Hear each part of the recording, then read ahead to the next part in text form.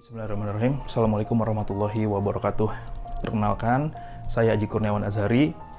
Melalui video yang sederhana ini, dalam kesempatan kali ini saya ingin bercerita tentang teori kepemimpinan situasional atau dalam bahasa Inggrisnya bisa kita ketahui bersama dengan istilah situational leadership.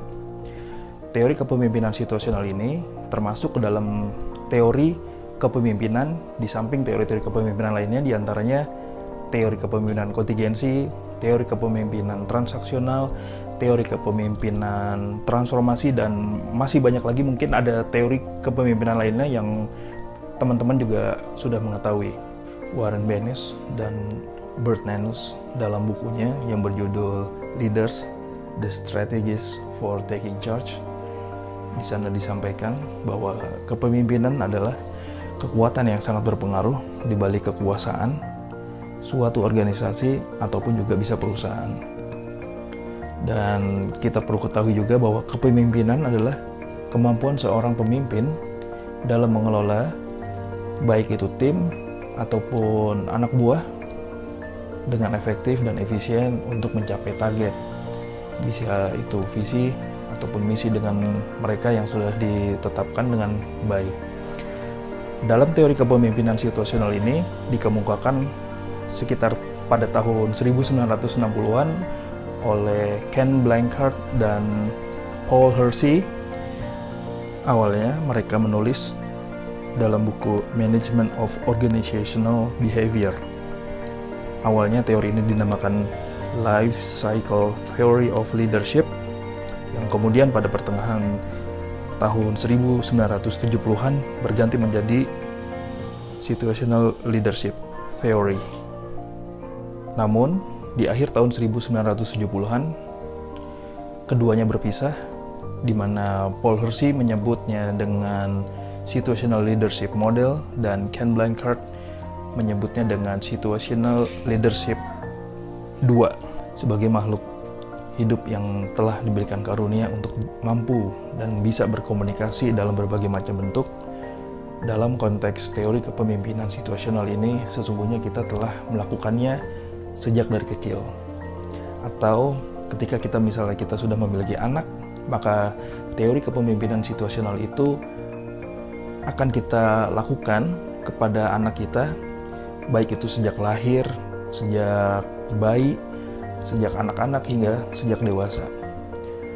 Dalam proses perkembangan anak kita tadi, contohnya, maka proses komunikasi yang kita lakukan akan melakukan situasi yang berbeda sesuai dengan tahapan usia yang dialami oleh anak kita ataupun dengan kita kepada orang tua kita.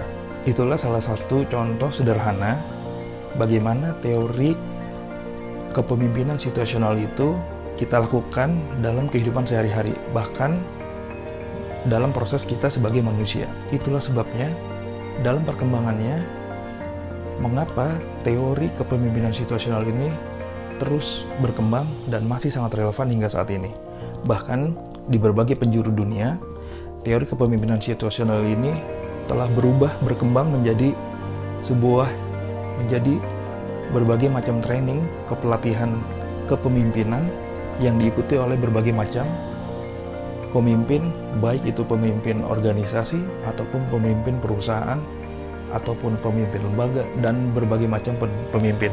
Ataupun teori kepemimpinan situasional ini diberikan materinya kepada calon-calon pemimpin dengan berbagai macam latar belakang pemimpin yang akan nanti diemban.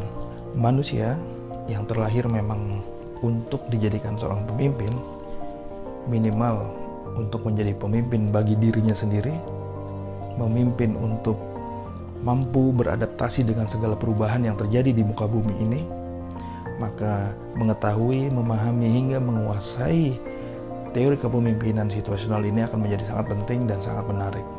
Terlebih lagi, apabila kita memang memiliki keinginan untuk menjadi seorang pemimpin, pemimpin dalam hal ini bukan hanya memimpin diri kita sendiri, namun memimpin orang lain, baik itu berjumlah 1, 10, hingga ratusan, ribuan, bahkan hingga jutaan orang, maka mengetahui hingga menguasai teori kepemimpinan situasional ini akan jauh lebih penting dan jauh lebih menarik untuk kita dalami, kita biasakan, sehingga kita bisa memiliki kesadaran terjadinya proses komunikasi yang sangat efektif di antara mereka dan seluruh tim, seluruh anggota, seluruh organisasi yang dinaunginya menjadi sangat baik dan melakukan banyak perubahan dan perkembangan baik bagi organisasi itu sendiri maupun kepada dunia. Lalu, apa saja isi dari teori kepemimpinan situasional ini? Dalam teori kepemimpinan situasional ini dikenal dengan 4 gaya kepemimpinan yang biasa disebut dengan S1, S2, S3, S4, di mana S tersebut adalah style. Style pertama yaitu directing, atau ada juga yang menyebutkan directing ini adalah telling. Dalam gaya kepemimpinan directing atau telling ini, peran pemimpin sangatlah sentral, sangat dominan bisa dikatakan. Dalam gaya kepemimpinan directing atau telling ini, pemimpin kurang memberikan dukungan kepada anak buah atau timnya. Pemimpin cenderung memberikan instruksi-instruksi sangat rinci, detail, dan sangat teknis, dan pemimpin juga sekaligus sebagai pengawas dan lebih bersifat top down. Kemudian S yang kedua atau style yang kedua disebut juga coaching atau selling.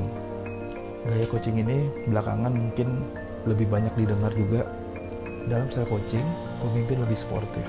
Maksudnya peran leader walaupun masih tinggi, namun bisa bersifat sportif kepada anak buah dan timnya. Pemimpin lebih mengembangkan relasi, membangun kepercayaan diri tim dan anak buahnya. Ini juga bisa kita lihat dan bisa kita simak bagaimana para coaching itu melakukan coaching kepada coachingnya. Dalam hal ini memberikan masukan, tidak saja hanya memberikan arahan satu arah. Kemudian di gaya kepemimpinan yang selanjutnya yaitu S3, biasa kita kenal juga dengan style supporting. Di style ketiga, gaya kepemimpinan ketiga ini ada juga yang menyebutkan dengan gaya kepemimpinan participating. Dalam gaya kepemimpinan participating ini, perilaku direktif sudah mulai rendah, namun perilaku sportif dari pemimpin sudah mulai tinggi. Pemimpin mulai mengurangi instruksi dan cenderung lebih banyak memberikan dukungan kepada anak buah ataupun tim. Fokus kontrol bergerak ke anak buah, pemimpin lebih banyak mendengar, kemudian membantu anak buahnya yang sudah memiliki kompetensi.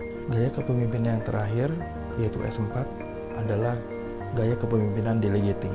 Pemimpin sudah lebih merendahkan tingkat direktif atau tingkat penunjukan dan suportif yang lebih rendah dibanding dengan gaya kepemimpinan 1, 2, 3 yang tadi.